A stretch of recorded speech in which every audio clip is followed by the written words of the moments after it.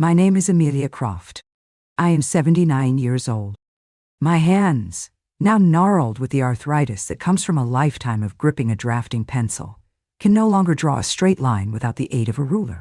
But my mind can still build cathedrals. For 50 years, I was an architect, not just a designer of buildings, but a creator of spaces. I believed that a house should be more than a shelter.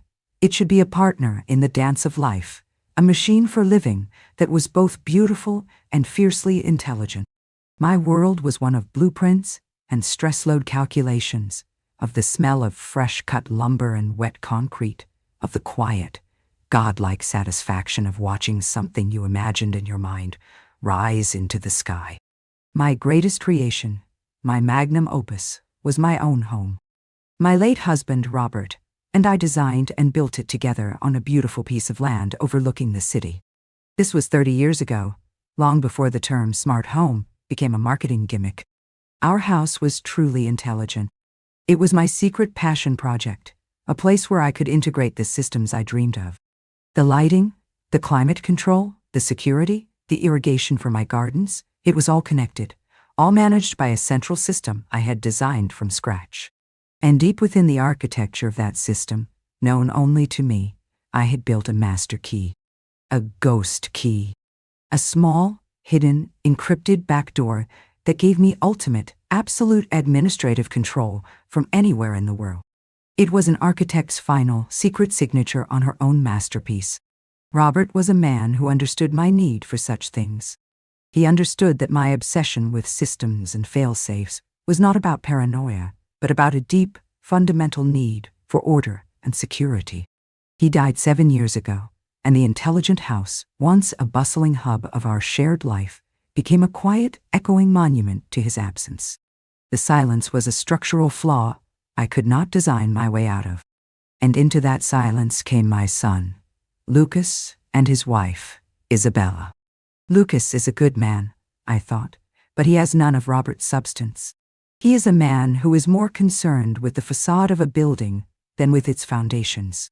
And Isabella is a woman who believes that the right address is a substitute for a soul. They were living in a small city condo, their lives a constant performance of a wealth they did not possess, their ambition a gaping, hungry maw that could never be filled. They saw my home not as a place of memory and love, but as a stage. The perfect, impressive stage for the life they wanted to perform. And so, in a moment of profound loneliness and maternal weakness, I made them an offer. I did not want to sell the house. I could not bear the thought of it belonging to strangers. So, my lawyer and I devised a different kind of structure. I placed the house, my life's work, into a complex, revocable trust.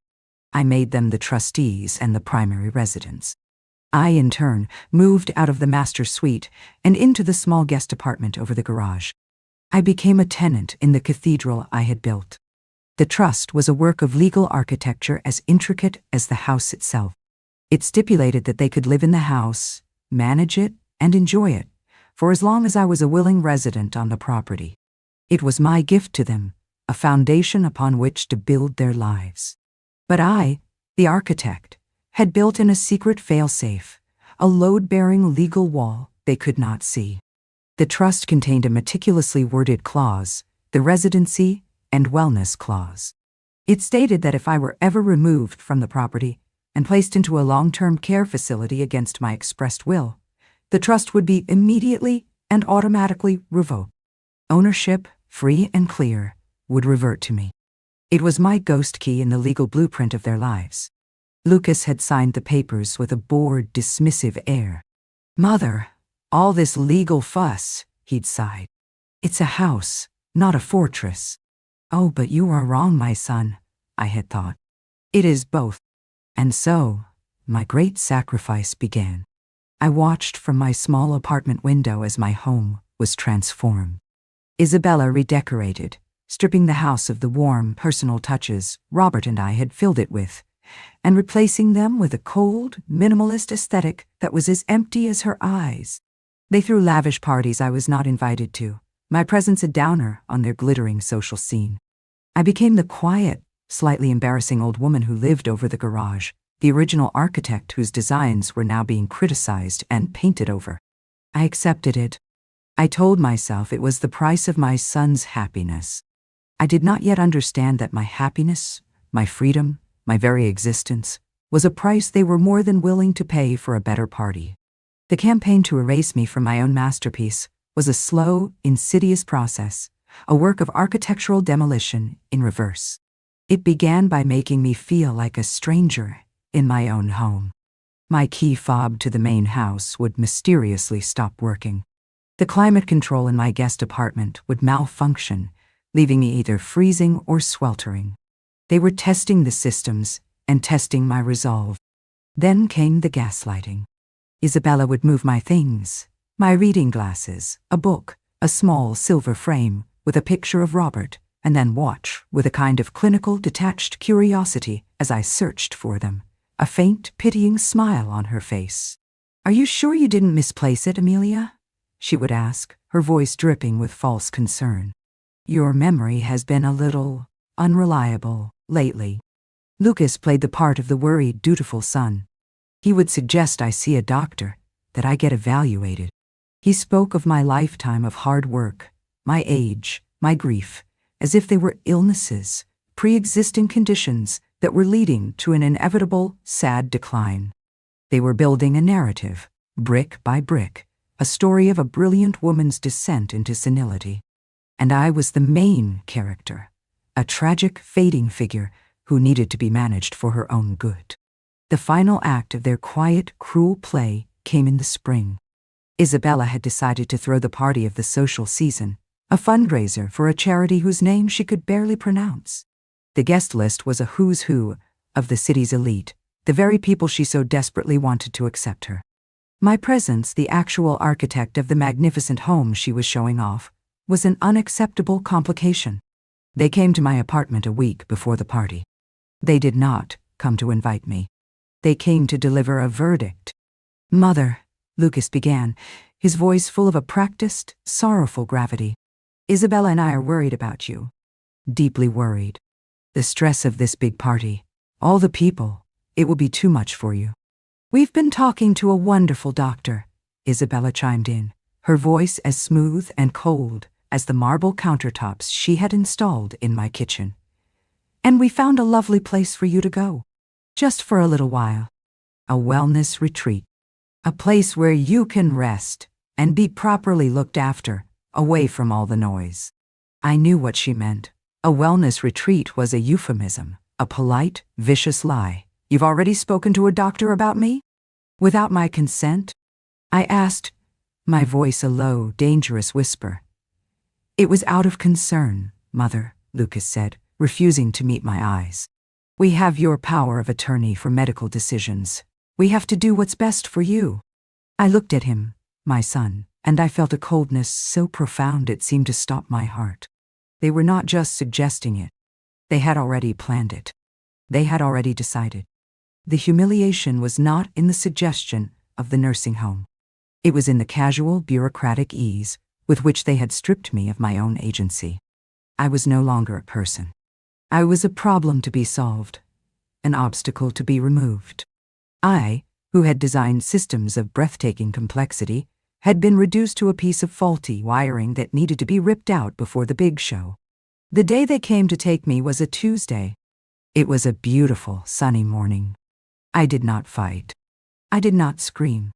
I was an architect inspecting a fatally flawed structure, and I needed to see the final catastrophic failure up close. I allowed them to lead me to their car, my small pre-packed suitcase in my hand. They told me it was just for an evaluation. They drove me to a place called the Willows. It was a beautiful facility, of course, all gleaming floors and tasteful art. It looked more like a luxury hotel than a nursing home. But I was an architect. I knew that a beautiful facade can hide a prison. They checked me in. They spoke to the smiling, efficient administrator in low, concerned tones. And then, they came to my room to say goodbye. It was a small, sterile room, painted a pale, soulless beige. It had a bed, a chair, and a window that looked out onto a manicured, enclosed courtyard. "We'll be back in a few days to check on you, Mom," Lucas said, his hand briefly, sweatily, touching my shoulder. "Be good, Amelia," Isabella said, with the bright, false cheer of a parent dropping a child at a boarding school she has no intention of ever visiting. And then they left. They walked out the door, and I heard it click shut behind them. I was alone.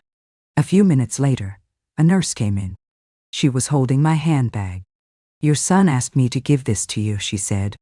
"He said you wouldn't be needing your cell phone or your credit cards here. We'll keep them safe for you at the front desk." And that was it. The final, quiet, brutal act of severance. They had not just removed me from my home. They had cut me off from the world. They had silenced me. They had locked me in. They had buried me alive.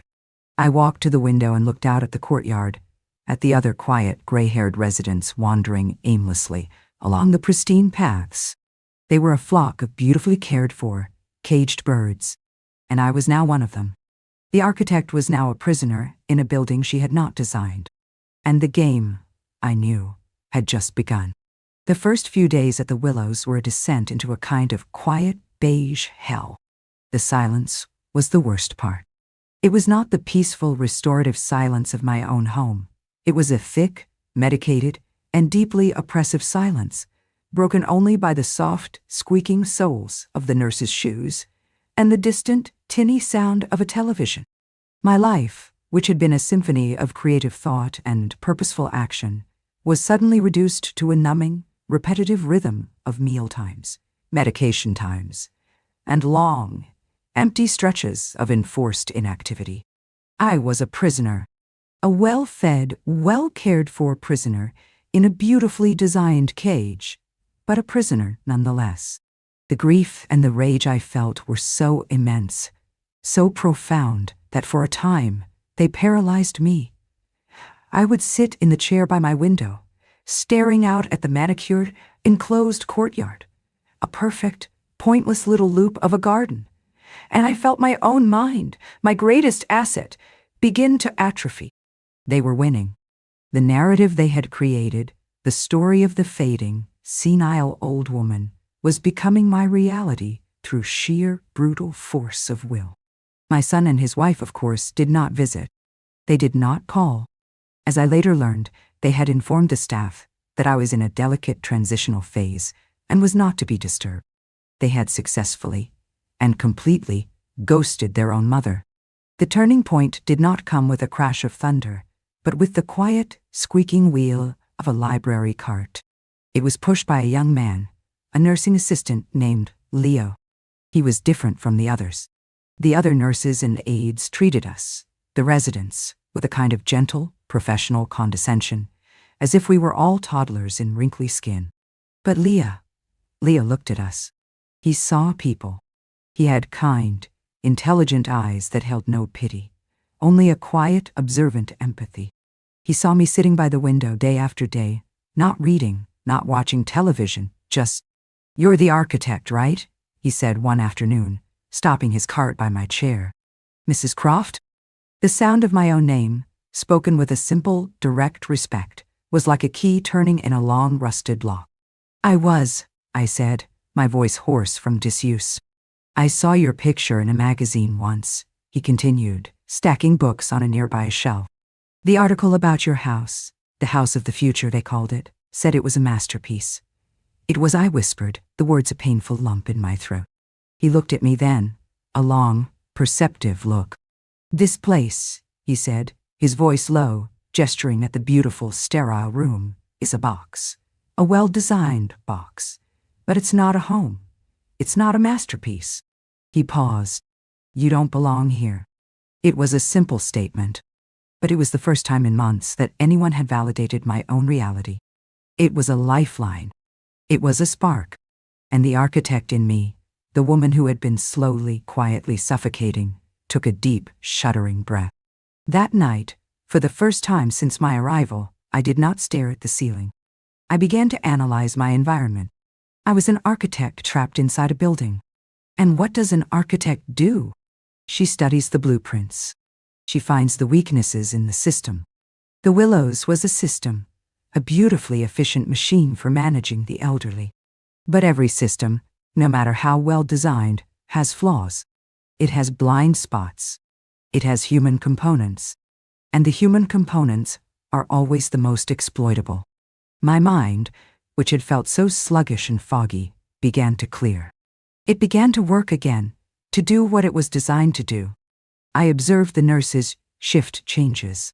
I noted the security camera placements. I memorized the daily routines. And I studied my ally. Leo.I. He was kind, yes, but he also possessed a quiet, simmering anger at the injustices he saw every day.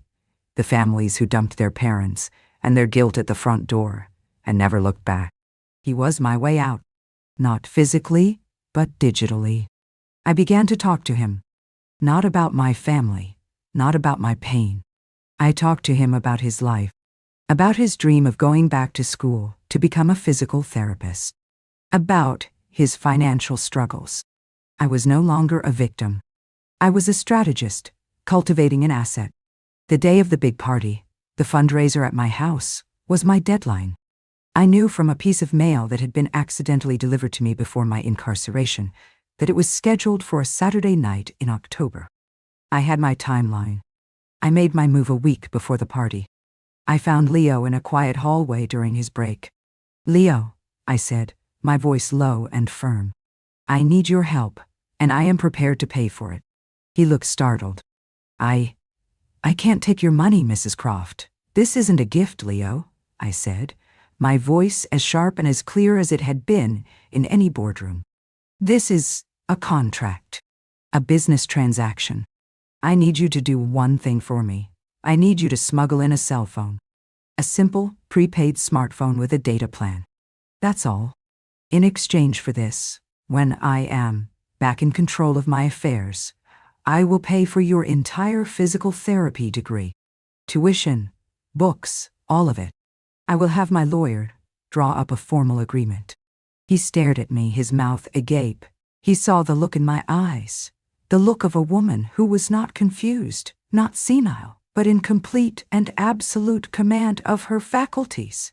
"You're going to get out of here?" he whispered, a slow smile spreading across his face. "I am going to tear down this prison from the inside out," I replied. "But I need a tool. I need a key. And right now, that key is a cell phone." He did it. 2 days later, a small slim burner phone, fully charged and loaded with data, was accidentally left in the drawer of my nightstand, hidden beneath a Bible. That night, after the last of the nurses had made their rounds, I locked my door, pulled the phone from its hiding place, and went to work. My hands, though gnarled with arthritis, moved with a newfound purpose. The screen was small, the keyboard tiny, but my mind was flying. My first act was to access the internet. I typed in the IP address, the secret numerical key to my own home, the one I had memorized 30 years ago, the one that was hardwired into the very foundation of the house's operating system. A login screen appeared. Croft Robert, Master Administrator. I typed in the password, a sequence of numbers and letters that was a private joke between my late husband and me. The screen flickered, and then, there it was. The dashboard. The central nervous system of my masterpiece. I was in. My heart hammered against my ribs, a wild, triumphant beat. I had access to everything. I could see the live feeds from the security cameras Isabella had installed to spy on me. I could see the climate control settings, the lighting, schematics, the network status, and, most importantly, the lock controls for every single door and window in the house. My second act was to contact my lawyer. I sent a short, encrypted email to Mr. Abernathy's private address. Subject: failsafe triggered. Body: Abernathy. It's Amelia. I'm at the Willows. I have been placed here against my will. The residency and wellness clause of the trust has been violated. Initiate the revocation process. Immediately. I will be in touch. The legal wheels were now in motion. The ownership of my home was, at this very moment, reverting to me. My final act was to prepare for the party. For the next few nights, I became a digital ghost, silently haunting the systems of my own home. I wrote a small, elegant, and utterly vicious piece of code, a script I named the Homecoming Protocol. It was a series of timed commands that would activate on my signal. It would lock every door and window. It would kill the power to everything but the emergency lights.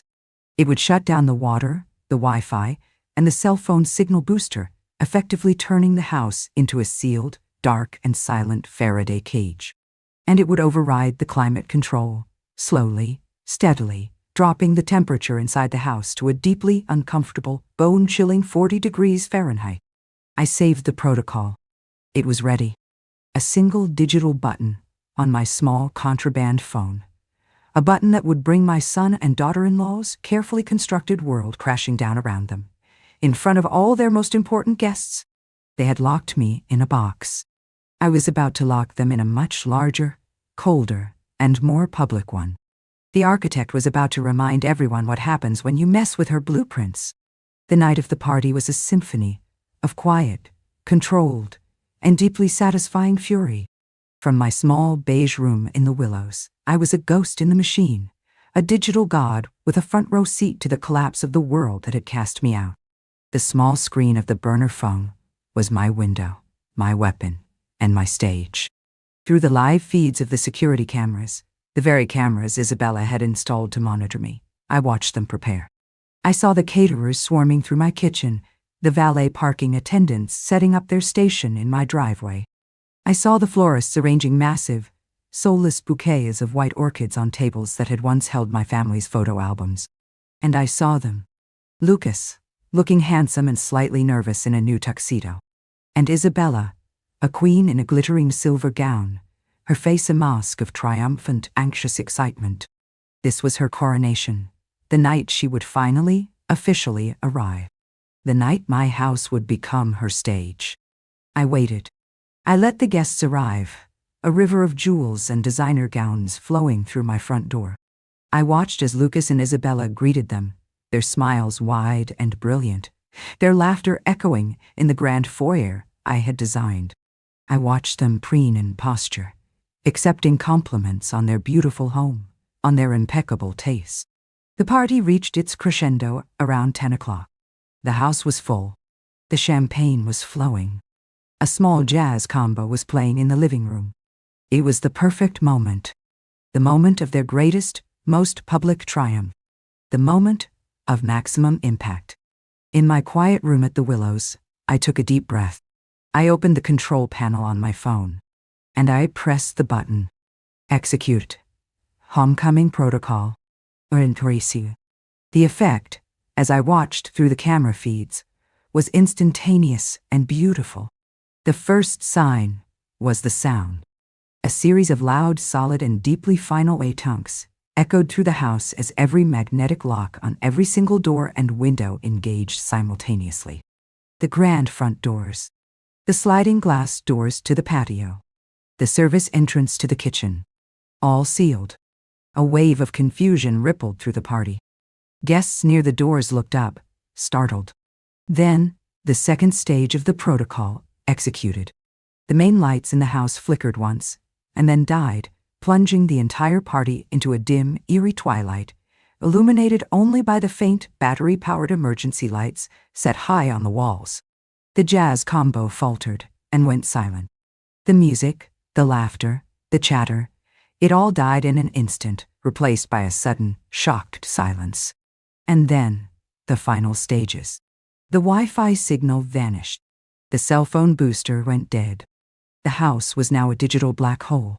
And the climate control system, my silent, obedient servant, began its slow, inexorable work, pumping a steady, chilling stream of cold air into the sealed rooms. I watched their faces. The confusion turned to annoyance, then to a dawning, collective panic. I saw Lucas, his face pale, frantically jabbing at the light switches on the wall. Nothing.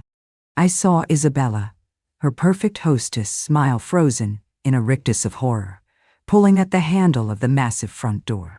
It was as solid as a bank vault. They were trapped. All of them. The beautiful, glittering guests, and their terrified, humiliated hosts. But I was not done. I, the architect, had one final design element to reveal. The house had a state-of-the-art integrated sound system, speakers hidden in the walls of every room. I had reserved it for the final act.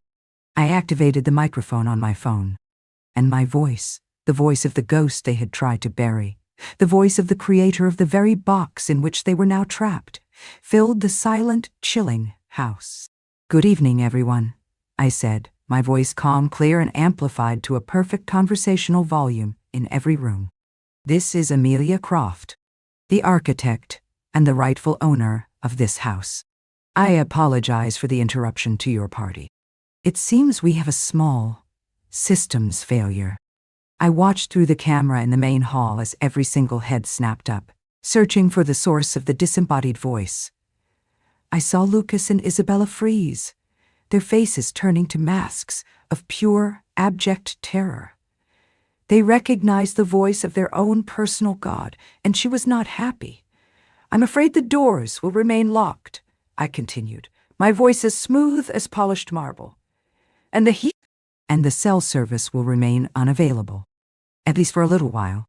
I have a few design notes I'd like to share with you all." I had them. I had them all. A captive audience. I proceeded to deliver a short, calm, and utterly devastating speech. I told them the story of the house. I told them of the revocable trust and the residency and wellness clause. I told them how my son and his wife had, a few weeks ago, removed me from my home and placed me, against my will, in a long-term care facility. "An act," I said, my voice ringing with a cold, clear authority that, according to the legal blueprint of this house, immediately and irrevocably voided their trust and returned the full ownership of this property to me. "So you see, you are not, as you thought, guests in the home of Lucas and Isabella Croft. You are in fact trespassers in mine." A wave of shock and horrified murmuring went through the trapped crowd. They were not just at an awkward party anymore. They were accessories to a crime. They were witnesses to a public execution. I looked at my son and his wife. They were huddled together in the center of the room, exposed, humiliated, their social and personal worlds collapsing around them in real time, in front of the very people they had tried so desperately to impress. The beautiful facade had been ripped away, and the ugly, rotten foundation beneath was exposed for all to see. "The police and my lawyer will be arriving shortly to sort out the paperwork," I said, my voice softening, as if concluding a lecture. "In the meantime, I would invite you all to reflect on the importance of strong foundations, both in architecture and in life. Thank you for your attention." I cut the audio feed. My work was done. I leaned back in my sterile, beige chair in my small beige room at the Willows. I looked out the window at the manicured, pointless little garden. And for the first time, in a very long time, I smiled. The architect had taken back her cathedral, and the squatters were about to be evicted.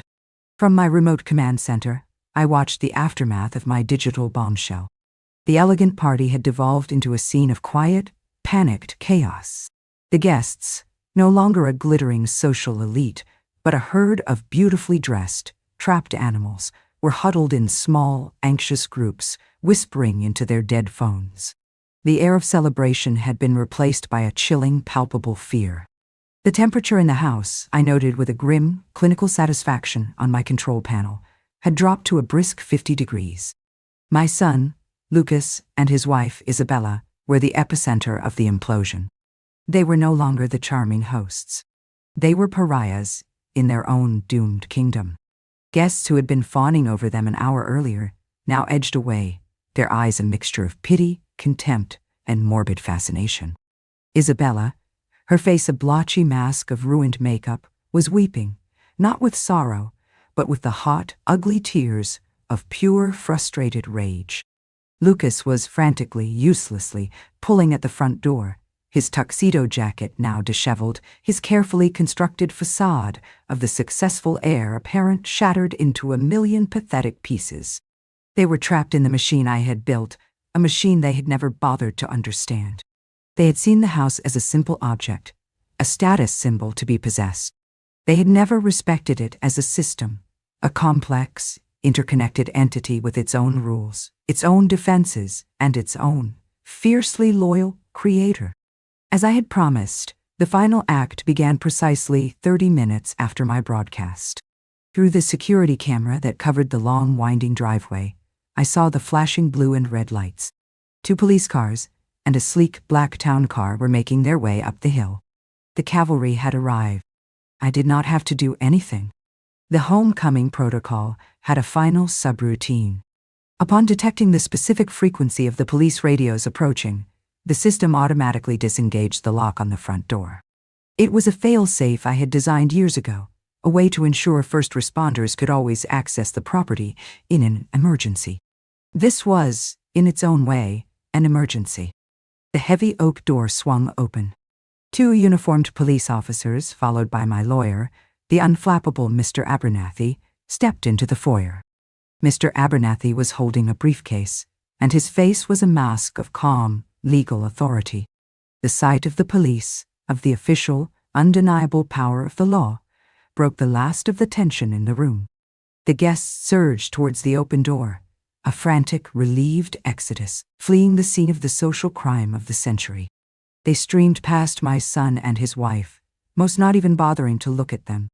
In the space of 5 minutes, the house was empty, save for the police, my lawyer, and the 2 broken figures at the center of the room. Mr. Abernathy walked calmly over to Lucas and Isabella. He did not raise his voice. He did not need to. "Lucas, Isabella," he said, his voice the calm, dispassionate instrument of legal finality. "I am here to serve you with this." He opened his briefcase and produced a legal document. "This is a court-ordered notice of eviction. As of 6:00 p.m. yesterday, upon confirmation of Amelia Croft's involuntary commitment to a long-term care facility, the revocable trust that granted you residency of this property was legally and automatically dissolved. The property has reverted to its sole and rightful owner, your mother." He handed the document to Lucas, who took it with a numb, trembling hand. "Furthermore," Mr. Abernathy continued, his voice relentless, "Ms. Croft has also filed this. It is a temporary restraining order, prohibiting you from making any contact with her, or from coming within 500 feet of her person or her property. You have 1 hour, under the supervision of these officers, to gather your personal, essential effects, clothing, toiletries, laptops. The rest of your belongings will be packed and placed in storage at a later date. After 1 hour, you will be escorted from these premises. If you return, you will be arrested for trespassing." The collapse was absolute. It was not just a social humiliation, it was a legal and logistical annihilation. Lucas simply stared at the paper, his face slack-jawed, his mind unable to process the speed and totality of his own ruin. Isabella, however, had one last, desperate, venomous dart to throw. She turned on me, or rather, on the invisible camera she knew must be watching her. Her face, tear-streaked and ugly, was contorted with hate. "You think you've won, you old witch," she shrieked, her voice echoing in the vast, empty room. "You can have your house, this cold, empty, soulless box. Who would want it? We're free of you. We're free." It was a pathetic, transparent attempt to spin her own utter defeat into a victory. A final, desperate piece of public relations. And so, I granted her one final response. My voice once again filled the room, calm, quiet, and utterly final. "You are correct, Isabella," I said through the hidden speakers. "It is, at the moment, an empty box, but the beauty of a well-designed space is that it can always be repurposed." I cut the feed. The conversation was over. My connection to them was severed. Forever. My old life ended that night, in a beige locked room, with the quiet hum of a contraband cell phone. My new life began a week later, with the sound of a sledgehammer meeting drywall. Mr. Abernathy, with the help of the kind-hearted nurse, Leo, arranged for my release from the Willows. The administration, faced with a legal demand from my lawyer and the threat of a massive lawsuit for false imprisonment, practically tripped over themselves to unlock my door and return my belongings. I walked out of that beautiful, soulless prison, and I did not look back. I returned to my house. It felt both familiar and alien. It was mine, but it was tainted with the residue of their lives, their lies, their shallow ambitions. For a week, I simply walked through the ancient rooms, reacquainting myself with the lines, the spaces, the light that I had designed. And I made a decision. The house, as it was, had to die. It was a stage for a toxic play, a monument to a terrible betrayal. It could not be my home again. It had to be reborn. I did not sell it.